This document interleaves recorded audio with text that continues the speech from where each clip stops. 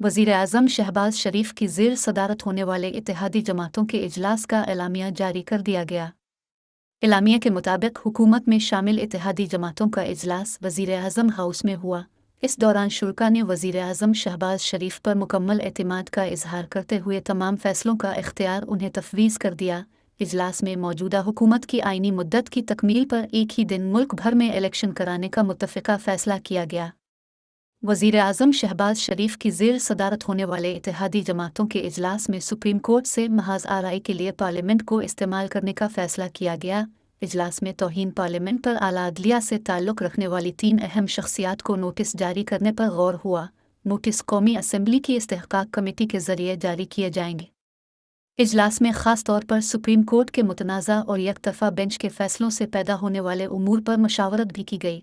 मौजूदा हुकूमत की आइनी मुद्दत की तकमील पर मुल्क में एक ही दिन इंतख़ाबात कराने, मशावरती अमल को अगले मरहले में ले जाने, इस ज़िम्मे में कायम करदा कमेटी की मशावरत और दीगर सियासी राब्तों के तनाज़ुर में मुस्तक़बिल की हिकमत अमली पर गौर हुआ।